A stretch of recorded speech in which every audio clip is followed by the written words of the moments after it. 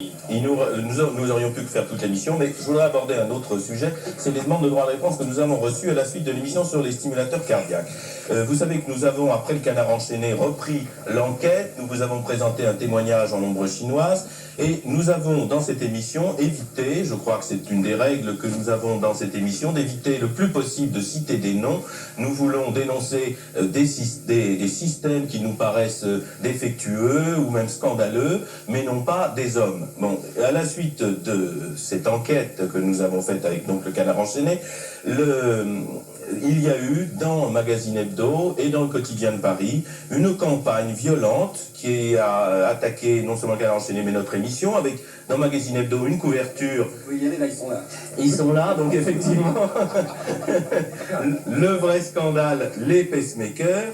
Eh bien, dans ce vrai scandale, il était... Alors que nous avions, et je voudrais tout de même vous signaler à toute la presse ici présente, nous avions longuement insisté dans l'émission sur un document de la NBC aux États-Unis qui montrait comment le scandale avait éclaté aux États-Unis, que la méthode venait des fabricants américains, qu'il y avait donc une enquête du Sénat et des condamnations. Et en Allemagne, il y a eu 150 condamnations de médecins en 80 ou 82 à la suite du même scandale. Ça n'a pas été repris dans la presse comme si on voulait faire un cordon sanitaire autour de cette affaire. Par contre, Magazine Hebdo et le Quotidien de Paris et le Quotidien du médecin, eux, ont tout simplement attaqué violemment une seule maison et un fabricant français. Alors qu'on aurait pu penser qu'on aurait pu aider, il y a 2 fabricants français contre 11 fabricants étrangers. Eh bien non, c'est le fabricant français qui s'appelle Cardio France, a été violemment attaqué avec un reportage qui disait que ils fabriquaient des choses qui étaient peu fiables dans des usines en ruine. Alors justement, nous avons eu des droits de réponse. Je signale qu'il y a un procès donc qui a été fait par Cardio France à Magazine Hebdo au quotidien. Et Cardio France nous a demandé à venir, et plutôt que d'inviter le PDG, nous avons invité le représentant du comité d'entreprise, en pensant, puisqu'nous n'avions pas invité les deux, ils nous ont demandé aussi un droit de réponse en nous envoyant une pétition signée par les 111 membres du personnel qui protestent contre une attaque violente qui nuit à l'image de marque de leur maison. Voilà cette pétition. Alors, la parole est au représentant de Cardio France du personnel, Madame Vigourou, qui nous a donné d'ailleurs la photo de son établissement pour montrer que, contrairement à la description de Magazine Hebdo, on ne peut pas dire que ça soit une espèce d'usine en ruine aux carreaux cassés, comme c'était dit dans le journal. Madame Vigourou. Oui.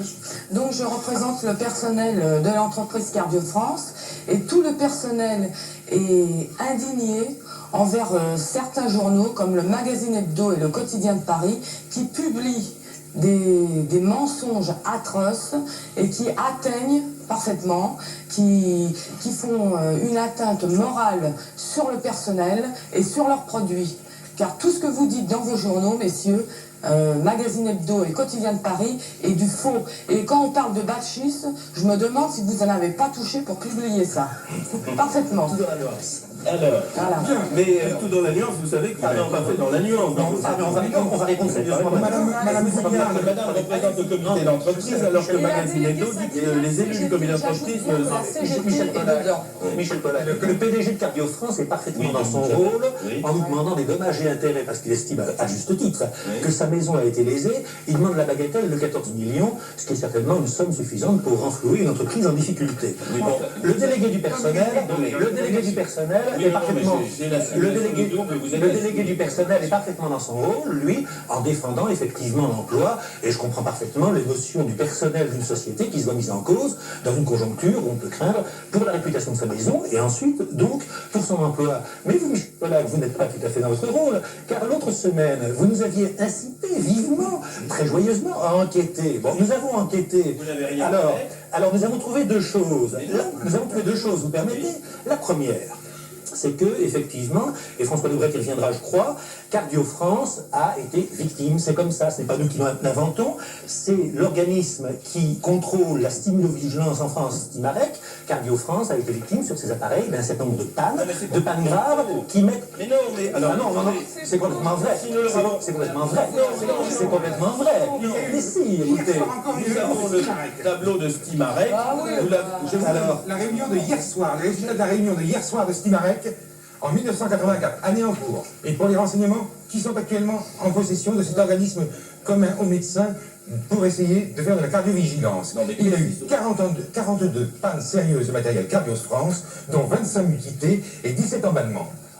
Oui, Bon, ça, ce sont les derniers chiffres. Mais monsieur, mais il faudrait citer les autres maisons. Nous avons reçu le docteur Dodino, cardiologue stimuliste depuis 20 ans, vous signale que Cardio France, comme d'autres maisons que je ne citerai pas moi, parce que je trouve que c'est pas ça le problème, il cite 4 autres maisons, une française et 2 américaines, qui ont exactement, dit-il, les mêmes aléas électroniques et de la mécanique. C'est-à-dire qu'il y a effectivement quelques anomalies. Il y a au moins un Américain qui est dans le même cas.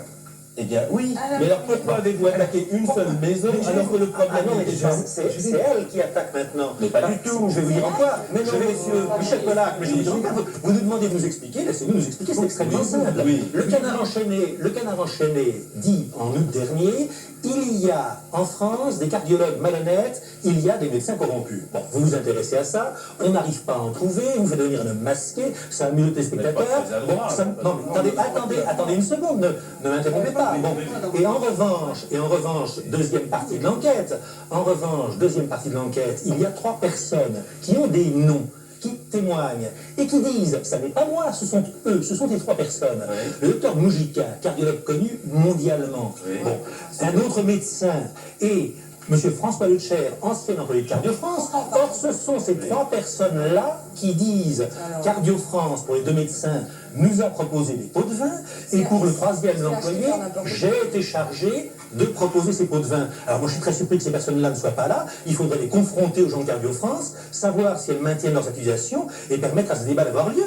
Mais il est tout à fait normal que nous ayons fait l'enquête et elle a abouti à ces conclusions-là. Alors, attendez, je vous... Il est tout à fait normal que vous l'ayez faite de façon aussi partiale. Voilà. C'est ça le problème. C'est ça, je vais donner la parole aux représentants de la vie française, mais avant, je voudrais... Pardon, la vie ouvrière, c'est ça. Quelle confusion, n'est-ce pas? Alors, non, avant, je vous donne la parole tout de suite, mais je vais d'abord donner la parole à une invitée de dernière minute, qui est la journaliste de l'AFP, Olivia Zemmour, qui nous a envoyé le dossier qu'elle a constitué aussitôt après notre émission et l'article du Canard enchaîné. Or, cet article, je ne l'ai vu publié intégralement nulle part, Olivia Zemmour. Je pense que l'AFP, vous êtes tous d'accord pour reconnaître que ces enquêtes sont sérieuses, ou du moins... Certains journaux en ont publié des grandes parties. Enfin, nous avons trouvé que ça méritait effectivement une enquête. Nous l'avons menée à l'AFP. Et nous en sommes arrivés, nous l'avons mené auprès des cardiologues, auprès des fabricants de stimulateurs. Nous avons également interrogé le ministère de la Santé. Nous avons mené une enquête sérieuse et nous sommes arrivés à la conclusion que si certaines accusations étaient sans fondement, en particulier celle qui consiste à dire que des cardiologues prennent sur des cadavres des stimulateurs pour les poser ensuite sur des malades et les facturer une 2e fois, voire une 3e fois à la sécurité sociale. En revanche, les accusations concernant des pratiques commerciales douteuses, il nous a semblé, on a même pu constater qu'elles étaient très généralisées, qu'il ne fallait pas attaquer une entreprise en particulier, parce que, moi, de l'avis de cardiologues et de fabricants et du ministère de la Santé, ce sont des pratiques qui concernent un bon nombre et de cardiologues et de fabricants. D'autre part, nous nous sommes aperçus, et ça c'est intéressant aussi, qu'il y a quand même un petit problème, c'est que il n'est pas nécessaire d'être cardiologue pour poser des stimulateurs. C'est quand même étonnant parce que si l'acte lui-même, la pose elle-même n'est pas un acte technique très compliqué, en revanche, décider des indications et être capable d'assurer le suivi, c'est quelque chose de beaucoup plus difficile. Et enfin, nous sommes aperçus que la sécurité sociale ne maîtrisait absolument pas le dossier stimulateur. Voilà, le dessin de Plantu, il y a un coffre-fort à la place d'un stimulateur. Bon, je vous signale que dans votre article, qui n'a pas été repris par le quotidien et par Magazine Hebdo pour compléter leurs informations où ils n'attaquent en tout et pour tout qu'une seule maison, il est dit là-dedans, par le représentant du ministère de la Santé, le Dr Lalande, la concurrence effrénée que se livrent les 13 fabricants qui se partagent le marché français engendre des pratiques peu honnêtes. C'est dans l'article de l'AFP, vous l'avez tous reçu, mais vous ne l'avez pas cité. Alors, les industriels proposent des avantages de toutes sortes aux médecins qui ont maintenant pris l'habitude de revendiquer cette manne, ajoute le responsable prise en charge des stimulateurs. Je cite toujours l'article de Mme Zemmour. Je suis obligé d'offrir des avantages, se plaint M. Martin, directeur de Biotech. Bon, je rémunère certaines études ou les contrôles des simulateurs effectués par les médecins. Je ne pratique pas le dessous de table, je n'en ai pas les moyens en tant qu'importateur, mais je sais qu'il y a des sociétés qui le font. Il est également exact que certains centres mettent un pacemaker à n'importe qui pour des raisons financières. Voilà, le docteur De Dino, que vous citez aussi, il y a un certain nombre de médecins qui implantent sans y connaître grand-chose. Quand on est payé à l'acte, il est parfois tentant de multiplier. Il dit, je frémis quand je vois le nombre de centenaires à qui on a... ça, c'est un autre témoignage. Le docteur Bonnet, je crois. Non. Non. Non, c'est encore. Après, c'est le PDG de Cardio France. Voilà, c'est ça. Et le docteur Bonnet dit, je connais des orthopédistes, des gastro-entérologues qui posent des simulateurs. Bon, tout ça, ça a apparu dans la première édition de François et ça a disparu des éditions suivantes. Voilà, je vous le signale en passant. Alors, c'est tout de même étonnant. C'était facile pour l'AFP, pour vous, de vous recevoir. Vous êtes abonné à l'AFP. Si vous voulez dire qu'il y a un lien quelconque d'intérêt entre le quotidien de Paris, le quotidien du médecin et les ennemis de Cardio France, alors là, je vous dément totalement et catégoriquement. Oui. Je vous dis simplement, un petit ricanement. Je vous dément totalement et catégoriquement, mais si vous voulez, ce sera l'objet du procès. Mais revenons aux pièces. C'est le docteur Mujica que vous n'avez pas invité. C'est le seul qui était justement. Non, il y a un autre médecin. Il y a un ancien démarcheur de Cardio France. Le docteur Mujica a dit, j'ai reçu un jour la visite d'un représentant de Cardio France qui m'a proposé un dessous de table de 4000 francs par appareil. Je l'ai expulsé. Et le PDG de Cardio France répond avec une grande bénignité, oh, ces mots ont sans doute dépassé sa pensée. Le docteur Mujica est un ami, je ne porterai pas plainte. Oui, tout ça. Alors, nous allons parler des rapports qui existent, puisque moi, ce que je vous reproche, c'est que il était intéressant d'étudier le problème dans son ensemble. Vos deux journaux, sur la foi d'un seul témoignage, à peu de choses près, parce que vous parlez d'un ou deux autres, mais enfin, en tant que médecin, il y en a qu'un, vous revenez pour attaquer une seule maison qui est une maison française. C'est quand même bizarre. Alors, Vous nous avez lancé sur une piste. Vous avez soulevé un lien. on et l'AFP en a soulevé 10. Alors, la vie ouvrière, vous sortez demain, la vie ouvrière. À partir de lundi, nous sortons Lundi. un numéro qui sera en vente dans les entreprises et dans certains kiosques où nous faisons effectivement des révélations sur la réalité du scandale des stimulateurs cardiaques. Et ce scandale ne touche pas uniquement Cardio France. Je dirais même que dans une certaine mesure, Cardio France en est plutôt à l'écart.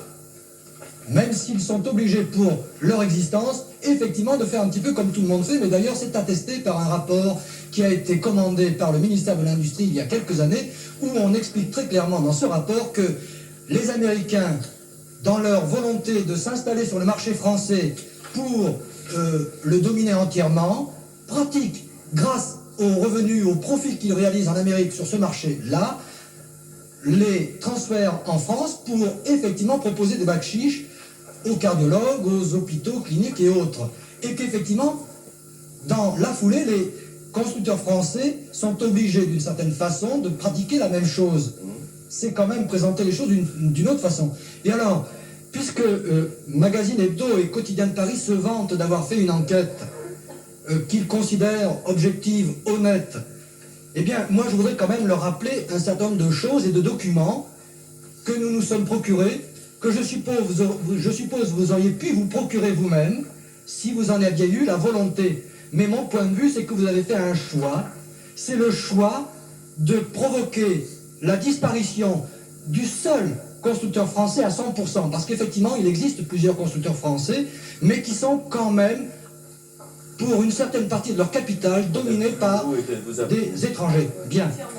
Donc Cardio France est la seule société française à 100% réalisant des stimulateurs cardiaques ayant ses équipes de chercheurs, d'ingénieurs, de techniciens. Il y a un petit détail. Non, excusez-moi, vous avez parlé, je ne vous ai pas interrompu. Alors les détails, je vais vous les apporter, s'il vous plaît. Bien. Parce que quand on fait dans le mensonge, parce que je dis que vous avez fait dans le mensonge purement et simplement, même si les termes vous paraissent un peu outrés, mais je vais le prouver. Bien.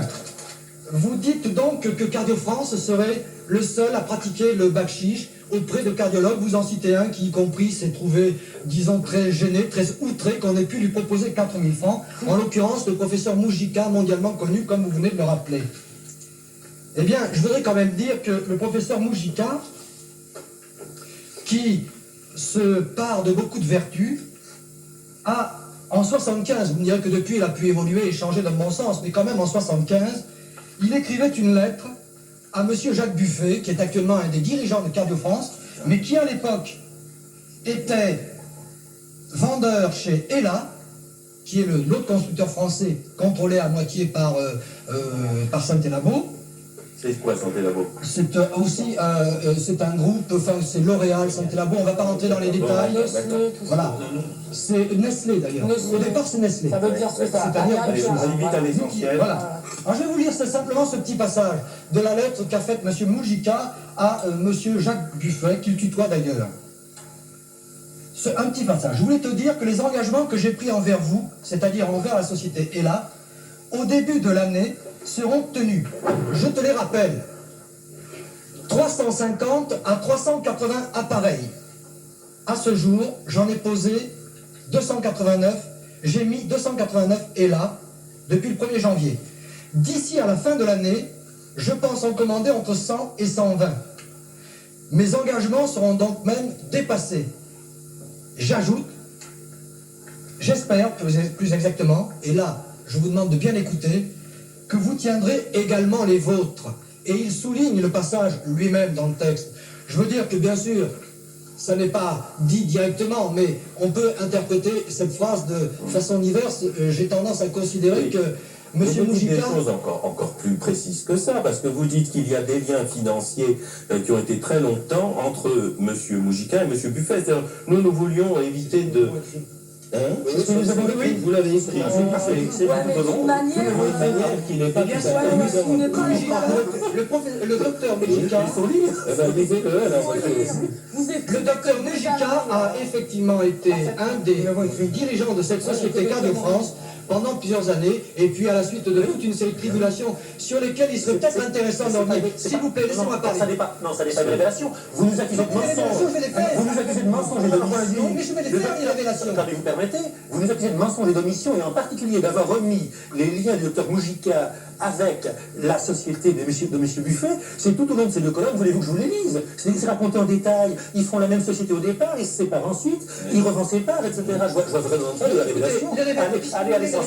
Allez à l'essentiel. Il vous reste quelques minutes. Vous dites qu'effectivement, la société, par exemple, la société Cardio France, fournit des pacemakers, des stimulateurs peu fiables.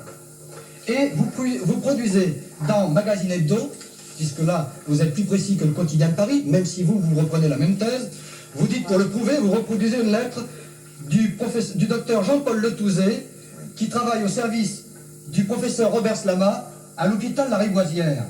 Et vous utilisez cette lettre, vous citez une phrase, « Depuis 6 semaines environ, 5 accidents de surinfection de stimulateurs cardiaques implantés sont survenus dans notre service. » Et à partir de là, vous en tirez la conclusion que ce sont bien sûr des stimulateurs Cardio France, que Cardio France est seul responsable de ces pannes. Mais il y a les 5 numéros. Ouais, mais il n'y a pas la Absolument. réponse. Et la Absolument. réponse qui Il y a la réponse. Or, il y a une réponse, et nous reproduisons dans la vie hier. On est journaliste ou on n'y est pas, monsieur. Voilà, Ce sont les il y a preuves une réponse qui est faite et que Ouais, vous bah, n'avez la pas donnée réponse, comme par hasard. La lettre que vous reproduisez du docteur Jean-Paul Letouzé est du 27 décembre 1982. Non, je crois qu'il faut résumer un peu parce que nous allons maintenant, gros, il faudrait dire que...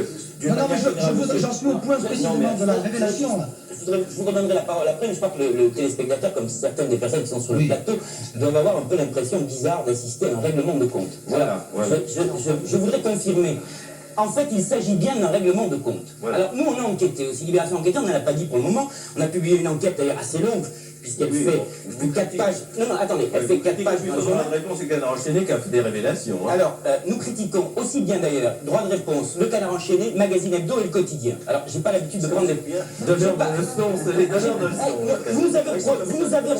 Michel Pollack, vous nous avez reproché la dernière fois de ne pas enquêter là-dessus. Nous avons publié notre enquête à la fin du mois de novembre, nous y avons mis du temps, et finalement, ce que nous avons découvert, et pourquoi aussi nous avons mis autant de temps, nous avons découvert qu'il y avait effectivement dans le milieu de la stimulation cardiaque de véritables règlements de compte. Et je crois que le Canard enchaîné, Droit de réponse, avait raison, effectivement, avait raison, je le dis, de dénoncer un scandale et de dénoncer des pratiques, car il existe déjà de nombreux documents, et nous, notre enquête l'a confirmé, pour montrer que si sur certains points, il y a eu exagération, sur d'autres, c'est vrai, il y a une pratique de bakchich déguisé pour faire vendre du stimulateur cardiaque. Ça existe, mais derrière tout ça, c'est qu'il y a une guerre commerciale entre des grandes entreprises, en général américaines, des petites françaises qui essaient de se débattre, dont Cardio France, il y a les grands services hospitaliers, qui sont en général en rapport avec des grandes entreprises américaines, il y a les petits implanteurs qui ne sont pas liés aux grands services hospitaliers et qui, eux, sont démarchés par les petites entreprises françaises. Et puis là-dessus, il y a tous les trusts pharmaceutiques, etc. Alors, il y a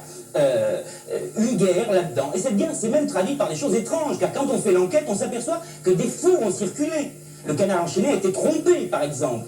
Le quotidien de Paris a failli l'être, puisque le 19 novembre, le quotidien de Paris annonçait des révélations extraordinaires. Ces révélations, nous les connaissions, puisque nous avions reçu, nous aussi, le même document, sans doute, que le quotidien de Paris. C'est un document qui attaquait Cardio France. Et puis, en vérifiant, nous sommes aperçus, le quotidien aussi, que ce document était faux. Non, pas faux, mais qu'il n'était pas aussi probant qu'on voulait bien le faire dire. Il y a un règlement de compte. Alors, ce que je reproche, moi, personnellement, à un certain nombre d'enquêtes qui ont été faites, et je pense d'ailleurs notamment aux enquêtes de Magazine Hebdo et du Quotidien, c'est qu'ils sont totalement de parti pris dans cette affaire et qu'ils ont essayé de défendre, d'attaquer une entreprise qui n'est sûrement pas toute blanche, Cardio France, je n'en sais rien, pour défendre une idée qui est qu'en gros, il n'y avait finalement pas trop de magouilles dans ce secteur. Alors je crois que les choses sont plus compliquées, peut-être moins graves qu'on a voulu le dire, mais en tout cas, elles sont attestées. Elles sont attestées, il y a effectivement des pratiques douteuses dans la stimulation cardiaque, et par exemple, maintenant, même des journaux, comme le quotidien du médecin, qui défendait absolument l'honnêteté de l'ensemble du milieu, l'absence de ces pratiques, dit comme Libération, 8 décembre, 10 jours après, employant à peu près notre vocabulaire, voilà, la guerre économique et industrielle que se livrent certains constructeurs et des conflits d'école entre les experts, etc. Il est bien vrai que les indications mériteraient d'être précisées, il est vrai que le système de fixation des prix, etc., etc. Il est vrai que la stimulovigilance devrait être mieux organisée, il est vrai, etc. Et le panorama du médecin, qui n'est pas un journal contestataire, qui est un quotidien du médecin sérieux aussi, dit « La ristourne sur chaque pose de pacemaker est une évidence trop constante et trop ancienne pour que quiconque puisse la nier. » Donc il y a des pratiques de bac-chiche. Et il y a des rapports que je ne vais pas citer parce que je ne peux pas être ennuyeux, nous les avons publiés, qui montrent qu'il y a des pratiques, mais il ne faut pas généraliser, il ne faut pas dire que c'est partout. Mais il y a eu, c'est ça qui me semble intéressant, puisqu'on est dans une émission qui s'appelle Revue de presse, il y a eu une espèce de guerre, et la presse est utilisée dans cette guerre. Et je crois que c'est quand même un exemple extrêmement intéressant, où le métier de journaliste, la difficulté à faire des enquêtes, se heurte parfois à des groupes de pression, à des intérêts, à des lobbies, et qu'il faut faire très attention, lorsqu'on fait une enquête de ce type, à ne pas être manipulé. Bien, alors, je vais dire, terminer, la vie ouvrière, terminez vite votre révélation en une phrase. J'en ai deux. Oui. J'en ai deux. Bon, alors, par rapport à ce qu'a utilisé le magazine Hebdo, je voudrais dire quand même qu'il y a eu une réponse non publiée, datée du 19 janvier 83, par le professeur Robert Slama, qui dirige le service dont dépend M. Le docteur Le Touzé, qui explique, je peux la lire la lettre, non, elle n'est pas très longue. Voilà, lisez-la si vous voulez. Bon. C'est surtout la dernière phrase, si vous voulez, qui fait justice précisément des accusations de mauvaise qualité des stimulateurs Cardio France. Il dit qu'il n'y a pas eu de défaut des appareils, mais la stérilisation n'est pas en cause, il est possible qu'une préparation cutanée insuffisante, etc. Et je suis heureux de pouvoir vous rendre justice, écrit le professeur Slama. Voilà. Donc ça c'est vrai. Bon. Alors, les autres révélations, elles concernent alors effectivement les documents concernant la réalité des pots de vin qui frappent probablement l'ensemble de la profession. Ce sont des documents que nous avons réussi à nous procurer, qui proviennent du département biomédical et chirurgical de la CGR, qui à l'époque, il date de 79, qui à l'époque distribuait les pacemakers, pacesetters américains. Et on a plusieurs documents dont on a reproduit un seul dans La Vie ouvrière et on en cite d'autres, mais où on dit tout à fait clairement, par exemple, là j'ai un contrat de recherche pacemaker, c'est une note qui est faite par M. Jean-Paul ou Jean-Pierre. Vous ne citez pas tous les noms, ça n'a aucun intérêt. Où on dit oui, absolument. Alors là, ne recommençons pas à tomber dans le même travers. Où on voit, entre autres, une phrase comme ça, le contrat initial prévoit un reversement de 2500 francs par stimulateur cardiaque, et la concurrence propose actuellement la somme de 3000 francs, allant même jusqu'à 3500 francs dans certains cas. C'est-à-dire que Pacesetter propose donc des bac-chiches, ni plus ni moins, en se référant à la pratique générale, y compris apparemment ils ont des tarifs en dessous. Je veux dire que on a d'autres documents du même genre que La Vie ouvrière expose. Il circule à Paris une quantité de documents aujourd'hui qui est très facile de s'il vous plaît. Alors, j'ai un mot, mais j'ai un objet, soyez polis avec l'invité féminin de cette soirée, si vous lui donnez la parole. Si vous voulez, moi j'ai pas compris grand chose à votre truc, je vous le dis franchement, et j'ai peur que beaucoup de gens n'aient rien compris. Écoutez Jean-François, simplement, non mais j'ai peut-être dû permettre, mais justement, attendez, je vais vous dire. Il ne faut pas, vous, ici, vous lancez des coups et vous ouvrez des dossiers. Vous avez raison. Non, c'est pas moi qui Non, l'ai mais, fait. non, mais de temps en temps, vous le faites. Mais j'ai pas cité. Non, mais voilà, je veux dire, c'est vous qui avez lancé cette affaire-là, comme d'autres affaires, et c'est très bien. Et ne serait-ce que pour ça, cette émission doit exister, c'est très bien. Seulement, vous ne pouvez pas demander, une fois que vous lancez une affaire et que vous demandez d'enquêter, vous ne pouvez pas demander qu'a priori, on soit ensuite à 100% d'accord avec vos conclusions. Pourquoi je dis ça? Du tout. Non, mais laissez-moi. Simplement d'en parler. Non, mais Paul, c'est un laissez-moi. article dans l'événement. Écoutez, laissez-moi aller jusqu'au bout. Pourquoi? Parce qu'ici, on a évoqué une autre affaire que vous avez lancée, qui est l'affaire Boussac. Ouais. Bon. Il se trouve que justement, et vous en êtes témoin, nous avons enquêté. Nous y avons été. Nous avons enquêté. Nous avons enquêté. Mais qu'est-ce que vous en savez? Vous ne pouvez pas dire ça à la fin. Zut, vous n'avez pas le droit de dire qu'on est à 100%. Qu'on n'est pas. On a enquêté. L'enquête prouvait, elle était très sérieuse. On a enquêté pendant 1 mois et demi. Elle prouvait que vous aviez raison à 70%. Qu'à 70%. En effet, c'était vrai. Et on l'a dit. Et d'autres l'ont pas dit. Mais à 30%, ce n'était pas vrai. Et notre rôle, c'était de dire qu'à 30%, ce que disait M. Jean-Claude, ce que disait M. Jean-Claude Boussac était faux. Il ne faut pas exiger, ou alors vous allez, si vous voulez, vous jouez un rôle important, mais n'exigez pas nécessairement qu'on soit à 100% d'accord avec ce que vous lancez a priori. Il y a des journaux qui n'ont rien fait, c'est ça. Alors, un dernier mot là-dessus. Oui, Alain Lefebvre. S'il vous plaît, Michel Pollack. Est-ce que je peux prendre la parole 2 minutes parce que j'ai été mis en cause de façon brutale par tout le monde ce soir, donc je voudrais bien pouvoir réagir, bien que je ne sois pas sur ce plateau pour parler de ça. Mais ça va l'introduire. Alors d'abord, je voudrais dire que si Magazine Hebdo s'est intéressé à Cardio France, c'est parce que j'étais sur ce plateau lorsque M. Buffet était derrière l'écran et que je l'ai reconnu. Alors je veux dire, je crois qu'il faut le dire quand même parce que c'est l'information la plus importante qu'on peut donner sur cette affaire. Pourquoi nous sommes-nous intéressés à Cardio France? Parce que le patron de Cardio France est venu ici, caché derrière un écran, dire tout ce qu'il voulait dire sur la manipulation. Bon, alors je l'affirme et je n'ai pas encore jusqu'à présent été contredit sur ce point, et en tout cas mon témoignage vaut largement sur les autres. Non, mais moi je parle. Alors ce que je veux dire, c'est que ce monsieur a des difficultés dans ses affaires, et je sais ce que c'est parce que j'en ai également. Je vous demanderai de m'entendre 2 secondes sur ce sujet. Mais je pense qu'il n'est pas nécessaire lorsqu'on a. Je pense, si vous me laissiez parler, lorsqu'on a des difficultés, qu'on n'est pas obligé de choisir n'importe quelle méthode, et je considère que la méthode qui consiste à venir se cacher derrière un écran pour dire n'importe quoi sur la stimulation cardiaque est une mauvaise méthode. Écoutez, la révélation est extrêmement simple et malheureusement elle est beaucoup plus brutale et beaucoup moins agréable que des informations sur les stimulateurs cardiaques. Je veux dire ce soir, devant tous les téléspectateurs de droit de réponse, que malheureusement, si nous ne trouvons pas de l'argent, Magazine Hebdo cessera de paraître avec des numéros. Oui, alors je savais que ça ferait plaisir. Je savais que ça ferait plaisir à beaucoup de monde. Et je vous remercie d'applaudir quand une entreprise de presse disparaît et quand des journalistes sont mis au chômage. Non mais vous avez raison. Non mais vous avez raison. Une entreprise de presse qui disparaît et qui dit du mal de la CGT, c'est sûr qu'il vaut mieux qu'elle disparaisse. On sait très bien que dans les régimes que vous prenez, il n'y a pas d'entreprise de presse libre. Alors jusqu'à présent, Magazine Hebdo était une entreprise de presse libre, et je voudrais que vous laissiez dire 2 mots si c'est possible. Et cette entreprise de presse risque demain de disparaître si elle ne trouve pas l'argent nécessaire. Ça ne m'étonne pas, vous racontez des mensonges. Il n'y a que simplement les SS qui achèteront vos journaux. Je trouve votre acharnement sur un cadavre assez sordide. Vous faites absolument ce que vous voulez. Alors je dis simplement. Vous essayez d'écraser l'entreprise. Écoutez-moi, monsieur.